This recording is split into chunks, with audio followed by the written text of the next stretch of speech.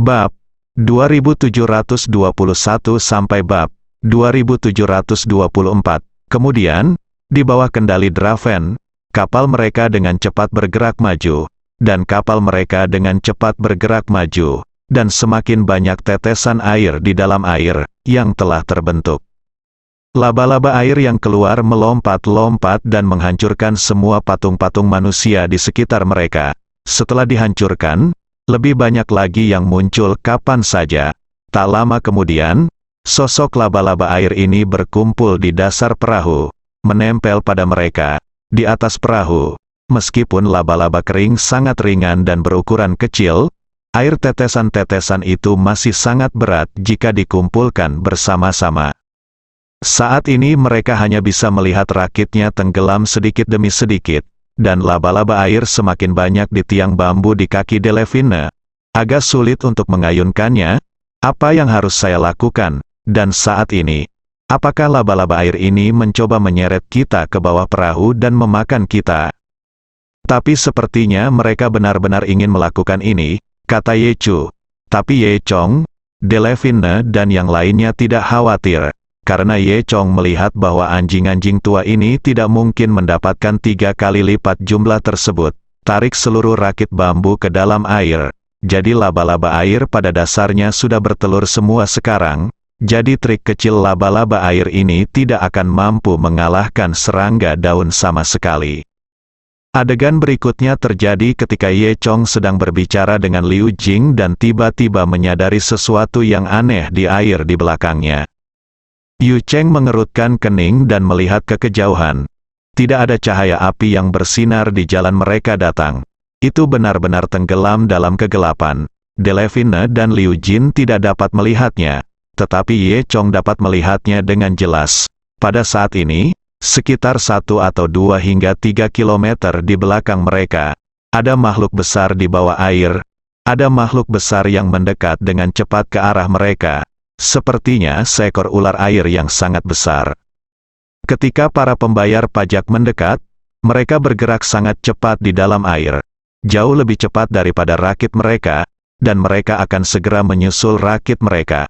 Ketika ular air berada kurang dari 100 meter dari rakit, baik Liu Jing maupun Dalei-wen melihat sesuatu yang tidak biasa di belakang mereka.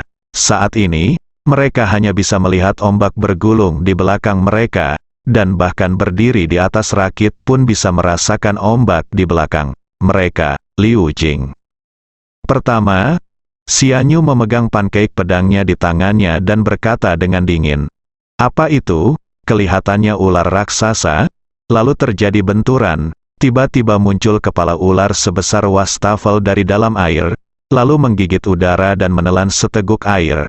Jika diperhatikan lebih dekat, itu adalah bukan air, tapi laba-laba air itu. Setelah ular raksasa itu menelan seekor laba-laba air, jelas ia belum puas. Lalu ia menelan seteguk kedua. Ribuan pilar air didorong ke bawah olehnya dalam sekali teguk. Ternyata pilar-pilar air tersebut tersusun dalam satu garis lurus.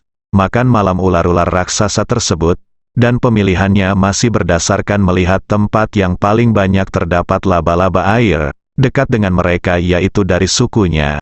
Hal ini juga menegaskan kembali bahwa inilah rahasia mekanismenya. Laba-laba air ini hanyalah umpan. Mereka ingin laba-laba air ini menarik ular raksasa ini. Ular raksasa ini bukanlah sesuatu yang bisa dihadapi oleh orang biasa. Diperkirakan jika orang biasa bertemu dengan klub drama di sini, mereka akan melakukannya. Mereka yang hanya bisa berpikir diri mereka sebagai orang Mongolia akan ditelan oleh klub drama. Namun, Ni Chong, Liu Jing, dan Ai Yuan bukanlah orang biasa. Tentu saja, betapapun kuatnya agensi mereka, itu hanya untuk orang biasa, dan mereka tidak perlu mempedulikan apapun. Dalam sekejap saat dia berbicara, klub drama sudah sampai di pintu masuk rakit bambu mereka. Akhirnya, Draven meletakkan tiang bambu dan mendengus, mengeluarkan kedua pisau terbangnya dan berkata, "Lihat apa yang aku mampu selanjutnya." Ular raksasa itu membuka mulutnya yang berdarah dan memandang siapapun yang menonton klub drama. Mereka melihat mata manusia bersinar ke arah rakit bambu mereka. tampaknya Hakim Draven melemparkan pisau terbang besar dengan sekali gesek. Pisau terbang itu berputar, menyerang kepala ular raksasa itu. Dan pada akhirnya terjadilah ledakan saat pisau terbang itu mengenai kepala besar ular raksasa itu. Langsung menimbulkan luka sepanjang setengah meter, darah mengalir keluar, dan setelah pisau terbang itu menabrak ular raksasa itu, malah berputar 2 kali dan kembali ke tangan Draven. Ternyata ini adalah terowongan yang bisa diayunkan ke belakang, dan ketika mereka menangkap pisau terbang tersebut dengan tangan kiri, pisau terbang yang ada di tangan kanannya terlempar keluar lagi. Ketika ular tersebut tidak dapat mengambilnya, maka pisau terbang tersebut pisau di tangan kanan juga mengenai, dan pisau terbang di tangan kanan juga terkena. Pisau terbang di tangan kanan Daoye pada dasarnya membuat retakan sepanjang setengah meter lagi pada ular tersebut. Pada saat ini, dia melihat ular raksasa itu. Hanya kesakitan tapi tidak kesakitan karena menusuk ke tangannya. Dia datang bertanya sambil memegang 2 pisau terbang di tangannya. Hehe, disebut juga. Faktanya, adalah tugas yang bodoh untuk berpikir bahwa hal ini masih ingin berurusan denganku. Berurusan dengannya bukanlah hal yang sepele. Ye Chun dan Liu Jian bertepuk tangan dan berkata bahwa mereka pandai dalam hal itu. Draven juga berpuas diri. Pada saat ini, ular raksasa itu telah menderita kerugian yang sangat besar dan tidak berani menghadapinya lagi. Juga memotong tangannya, dengan cepat berubah menjadi mendengus dan masuk ke dalam air. Lalu langsung kabur. Yikuyu Delevine terkekeh. Lalu ia terus berjalan menuju kedalaman dengan menggunakan tiang bambu yang sangat besar, dan indeks air masih menggantung di sekitar badan utama. Namun kerusakan hingga runtuhnya papan tersebut berlangsung selama 10 menit. Setengah jam kemudian, fotografer utama akhirnya memanfaatkan akhir penyiraman. Di akhir penyiraman, ada lantai gua dengan orang-orang telanjang. Fotografer utama memanggil Sungai Delevine untuk mendayung ke pantai. Lalu ketiganya dari mereka muncul. Para penguasa air masih melompat-lompat di dalam air. Namun setelah menyentuhnya beberapa saat, mereka merasa tidak ada kehidupan manusia di rakit bambu tersebut, dan semua air hujan yang terperangkap di dalamnya menghilang. Mereka bertiga berada di dalam gua batu yang luas, yang selalu sangat gelap dan lembab. Air terus-menerus menetes dari atas batu. Ada beberapa benda berat yang bergelantungan di atas batu. Ada sebuah gua di seberangnya, dengan pintu masuk yang bisa menampung kereta. Mereka bertiga berjalan langsung ke pintu masuk gua tanpa ragu-ragu. Hanya ada jalan terjal di sepanjang pintu masuk goa. Semakin menyempit semakin kita berjalan menyusuri pintu masuk. Setelah berjalan kurang lebih 10 menit, pintu masuk goa menjadi menakutkan. Pada tahap jalan tersebut diblokir, ada jurang di bawah kaki kita. Di dinding, ada sekitar danau luas yang bisa dilewati oleh 1 orang telah mencapai ujung. Di depan mereka ada jurang yang sangat besar, tak berdasar dan gelap gulita. Hanya ada gua di sebelah kiri, dan jalan berlumpur yang hampir sempit di dinding. Hampir membiarkan 1 orang lewat, mereka bertiga pun berbaris. Berjalan menyusuri jalan setapak untuk melintasi jurang. Ketika mereka baru berjalan setengah jalan, mereka tiba-tiba mendengar suara gemerisik di atas kepala mereka. Mereka bertiga tertegun dan semua melihat ke atas. Pada saat ini, sekelompok makhluk muncul tidak jauh di atas kepala mereka. Makhluk-makhluk ini masing-masing adalah tentang seukuran babi, berkaki 6, 2 capit besar mirip kepiting, dan ekor mirip kalajengking yang bentuknya sangat jelek, dengan tubuh berwarna gelap dan cangkang keras. Wajah mereka menjadi pucat saat melihat ini. Ya, Ye Song dan Liu Jing berkata hati-hati, ini adalah binatang pemakan otak atau sejenis cacing pemakan otak. Cacing pemakan otak? Liu Jing bertanya dengan bingung. Iya, mereka pada dasarnya sangat ganas. Dan kekuatan bertarung mereka sangat kuat, kata Delevine. Cacing pemakan otak ini, begitu mereka merasakan makhluk cerdas, akan menerkamnya, membuka tengkoraknya, dan menyedot otaknya. Liu Jing tidak bisa menahan diri untuk menelan ludahnya. Saat mendengar ini, Ye Chong juga mengerutkan kening. Karena dia baru saja melihat bahwa meskipun serangga pemakan otak ini adalah serangga, kekuatan tempur mereka sangat menakutkan, mungkin tidak lebih lemah dari Dewa Tanah. Sekelompok serangga pemakan otak seperti Dewa Tanah berkumpul, bahkan Ye Chong akan merasa kesulitan. Serangga pemakan otak ini dapat merangkak naik turun tebing vertikal seperti serangga yang merayap di dinding. Saat mereka sedang berbicara, serangga pemakan otak sudah mulai mendekati mereka. Liu Jing dengan gugup dan perlahan menghunus pedangnya, sepertinya akan terjadi pertempuran besar.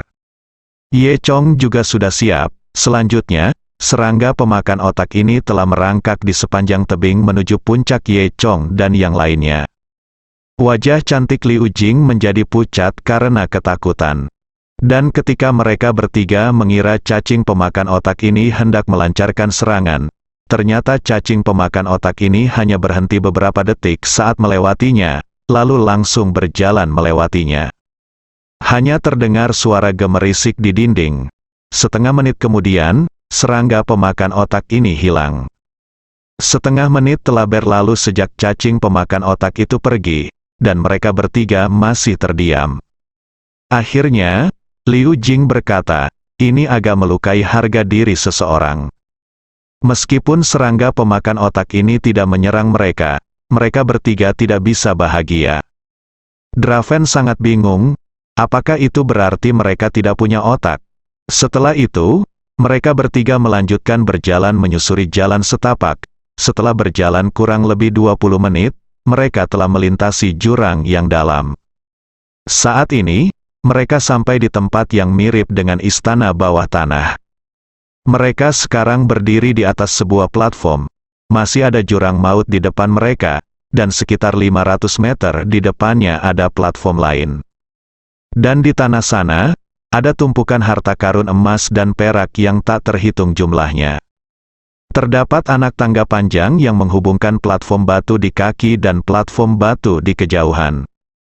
Delevine melihat harta karun itu dari kejauhan, dengan ekspresi gembira di wajahnya, dan berkata, lihat, itu pasti rumah harta karun tahta suci Sein Timur. Kali ini kita kaya, apa? Liu Jing bertanya.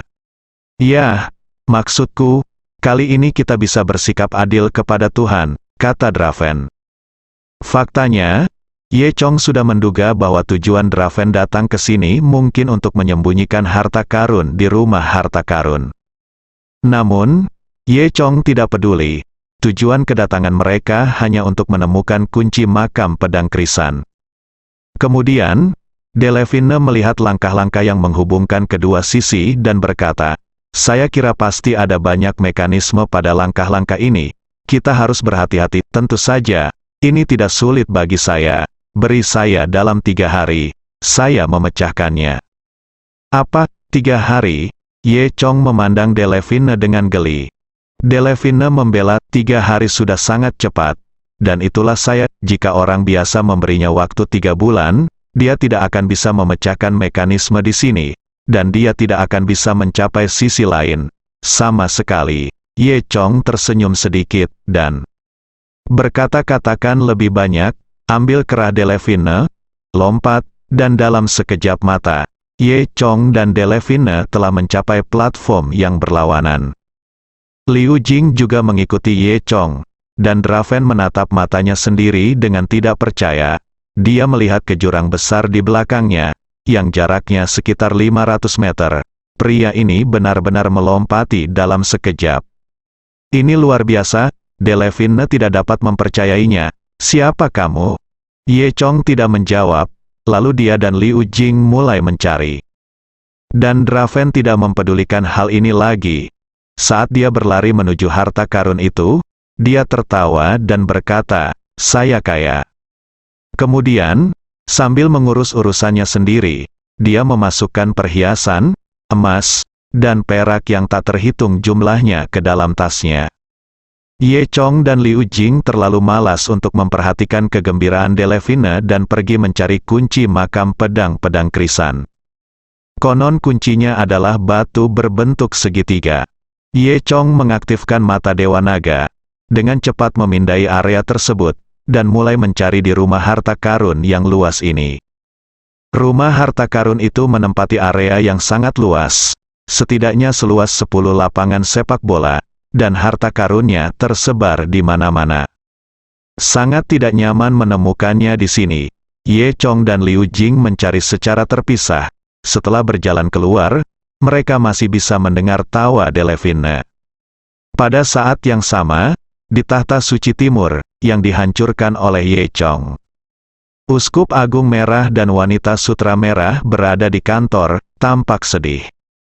Meskipun Uskup Agung Merah mengatakan yang sebenarnya kepada Ye Chong, itu tidak sepenuhnya benar.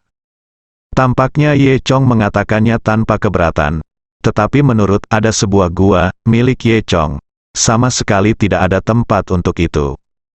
Sekarang Uskup Agung Merah merasa sedikit menyesal, dia khawatir jika Ye Chong tidak ditemukan, dia akan berbalik melawannya.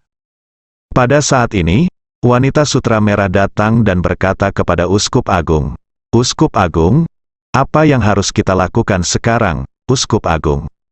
Merah menyipitkan matanya dan berkata, "Tidak ada yang berani menindas tahta suci Saint Timur kita seperti ini. Saya ingin membiarkan dia membayar harganya. Namun, sebagian besar orang percaya sekarang tidak mempercayai kami dan telah melarikan diri. Mereka semua takut Ye Chong akan kembali dalam 3 hari, kata gadis sutra merah." Kardinal tidak berbicara lagi. Kemudian, Uskup Agung kembali ke kantornya dan mengeluarkan manik itu lagi. Segera setelah itu, dia naik ke lantai 5 kastil lagi. Di sini, paus berturut-turut dari tahta suci Saint Timur juga disegel.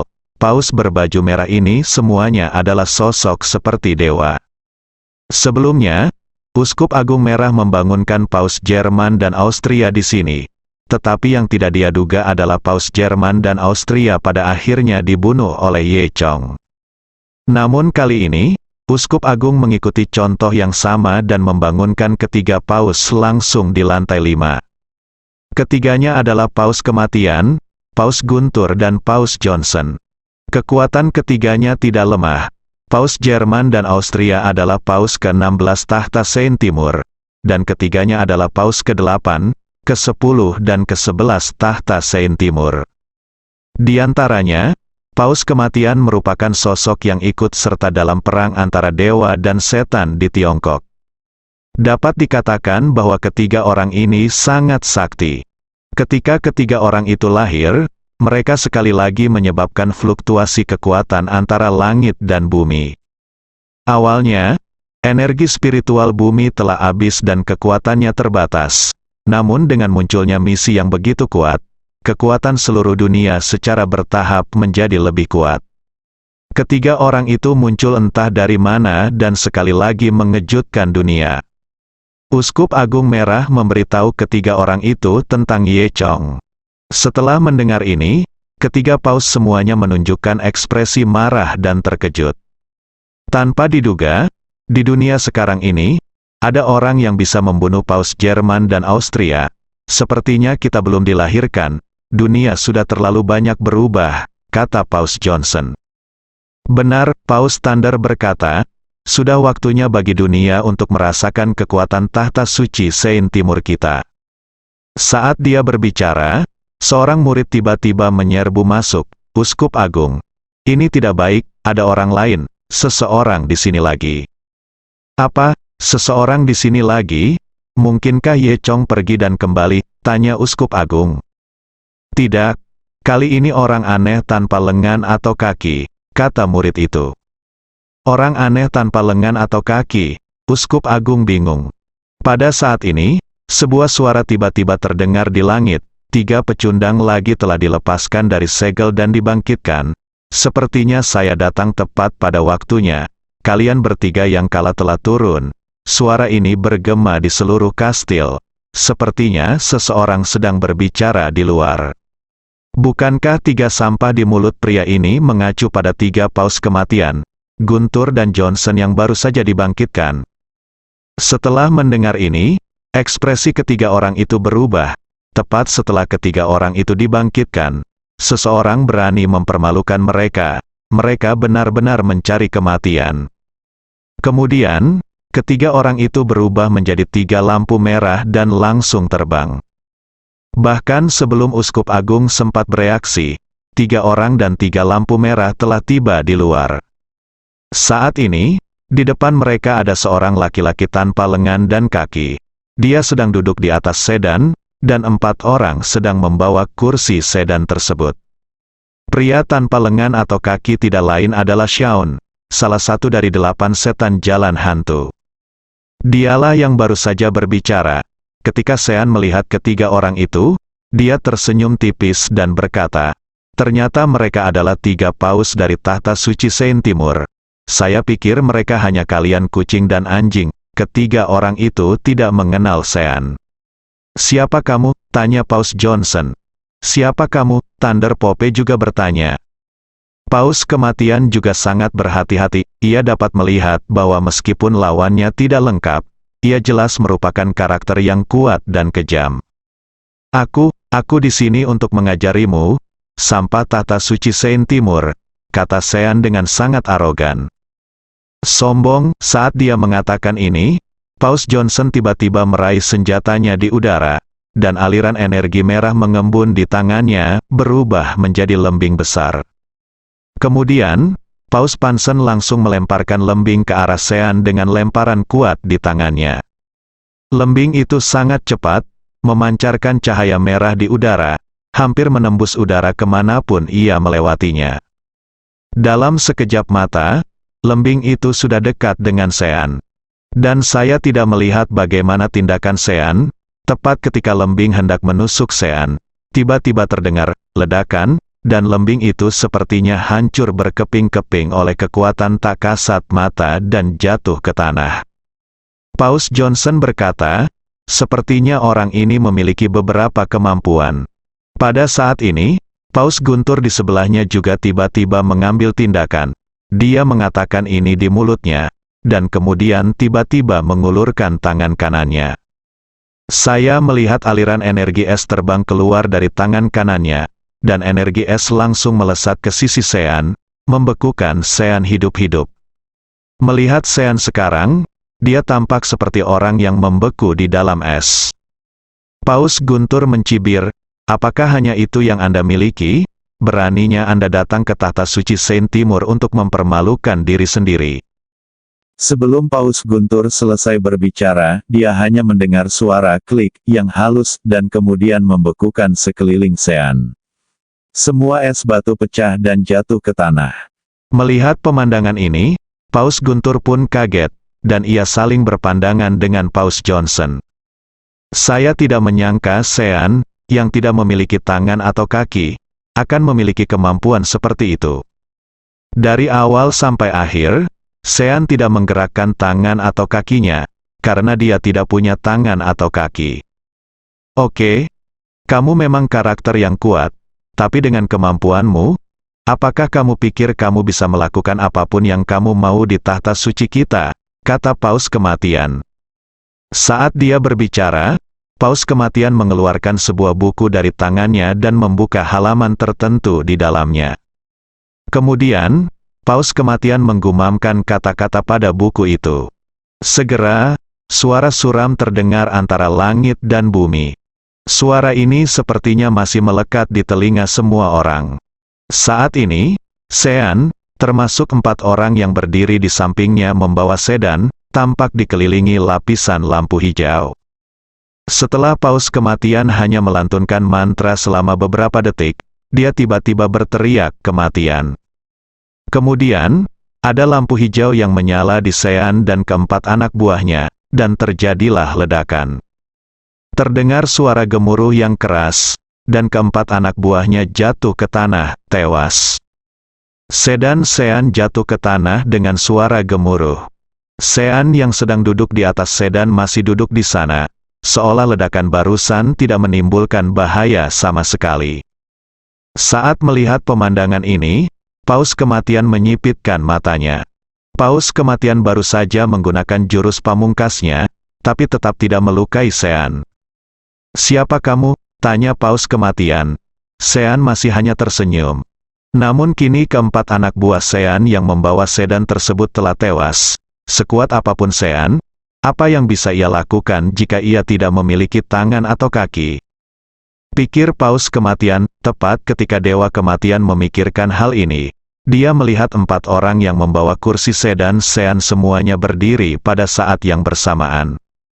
Ternyata keempat orang ini adalah mayat, boneka yang dikendalikan oleh Xiao.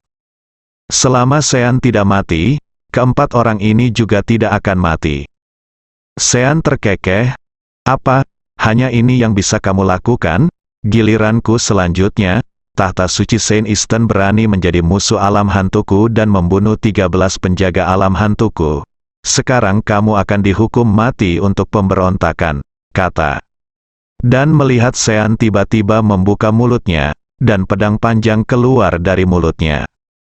Pedang panjang itu menembus seberkas cahaya putih dan menusuk langsung ke arah Paus Johnson. Sebelum Paus Johnson sempat bereaksi, pedang itu telah menembus tenggorokannya. Setengah detik kemudian, Johnson merasakan tenggorokannya dingin. Dia menunduk dan melihat dadanya sudah berlumuran darah. Dia membuka mulutnya, wajahnya penuh keterkejutan. Dia ingin berbicara tetapi tidak bisa. Kemudian, tubuhnya terhuyung dan langsung jatuh ke tanah. Paus Merah Tahta Suci Saint Easton dibunuh oleh Sean karena hal ini. Paus Guntur memandang ular manusia Xiao dengan ngeri, takut akan kekuatan lawan. Sean terkekeh dan memandang Paus Guntur. Akibatnya, Paus Guntur tiba-tiba menyambar 3 petir dari udara dan menembakkannya ke arah Sean pada saat yang bersamaan. Sean kemudian membuka mulutnya lagi, dan melihat pedang panjang lainnya muncul di mulutnya. Tapi kali ini, Sean memegang pedang di mulutnya dan berbalik untuk mengayunkan pedangnya. Meski tidak memiliki tangan, gerakan Sean mengayunkan pedang dengan mulutnya tetap mulus dan lancar, tak kalah dengan mengayunkannya dengan tangan. Hanya dengan 3 suara bang bang bang, pedang di mulut Sean memblokir semua petir Paus Guntur. Kemudian, Sean terkekeh dan mengarahkan pedangnya ke arah Paus Guntur. Meski ada jarak sekitar 10 meter antara Sean dan Thunder Pope, pedang di mulut Sean awalnya hanya 1 meter. Namun, detik berikutnya, pedang di mulut Sean tiba-tiba bertambah panjang 10 meter, dan langsung menembus jantung Paus Guntur. Paus Guntur tidak pernah menyangka bahwa Sean masih memiliki keterampilan ini. Jadi dia mengakhiri hidupnya dengan terkejut. 3 paus merah dari tahta suci Saint Timur yang baru dibangkitkan dibunuh dengan mudah oleh Sean. Saat ini, hanya paus kematian terakhir yang masih hidup. Ketika dia melihat ini, dia tahu bahwa tidak mungkin dia bisa menjadi lawan Sean. Sean ini benar-benar menakutkan, paus kematian, jadi dia berbalik dan lari tanpa banyak berpikir. Dia tahu bahwa meskipun dia tidak bisa mengalahkan Sean tidak memiliki kaki atau tangan, jadi Sean tidak mungkin bisa menyusulnya. Paus kematian sangat cepat, dan dalam sekejap mata, dia melarikan diri beberapa kilometer jauhnya. Yang dia dengar hanyalah senyuman arogan Sean, lalu perutnya mulai menggeliat. Detik berikutnya, 2 baris sisik menonjol dari perutnya.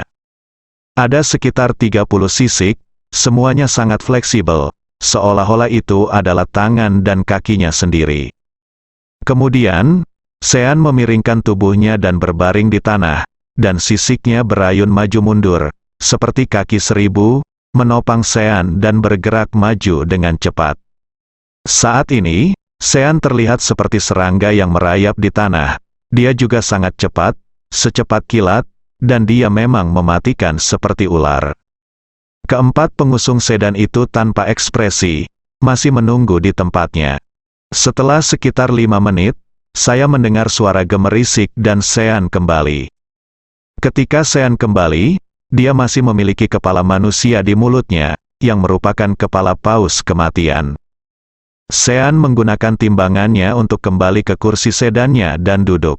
Kemudian, dia memuntahkan kepala paus kematian. Kepala itu berguling 2 kali dan berhenti di depan pintu gereja Set Timur. 8 iblis di alam hantu sangatlah kuat. Sean terlahir tanpa lengan atau kaki, jika dia bisa berkultivasi sampai level ini, dia pasti jenius di antara para jenius. Pada saat ini, Uskup Agung Merah telah keluar bersama beberapa orang yang tersisa dari tahta suci. Mereka awalnya datang untuk melihat paus mereka menunjukkan keagungannya. Namun, mereka melihat bahwa 3 paus perempuan berwarna merah yang baru saja dibangkitkan semuanya dibunuh oleh Sean. Uskup Agung dan yang lainnya sangat ketakutan sehingga mereka berlutut di tanah dan bersujud, memohon agar mereka tetap hidup. Sean melihat ini dengan dingin dan mencibir, "Kamu sampah tahta suci Sein Timur.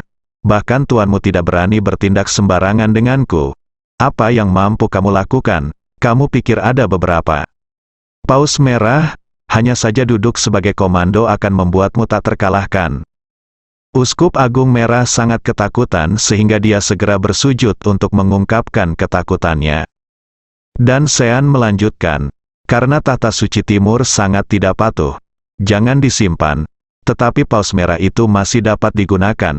Pergilah dan bawa tubuh paus merah lainnya yang tersegel ke tahta suci Fahai. Murid, bergabunglah dengan mereka, katakan saja itu aku." Uskup Agung Merah hanya bisa mengatakan ia berulang kali. Sean telah berbicara, tampaknya mulai sekarang, tidak akan ada gereja Saint Easton di dunia. Kemudian, Sean bertanya lagi, "Apakah ada pria bernama Ye Chong yang pernah ke sini?" Uskup Agung Merah mengangguk, lalu menceritakan kisah masalah Ye Chong sebelumnya di tahta suci Saint Easton.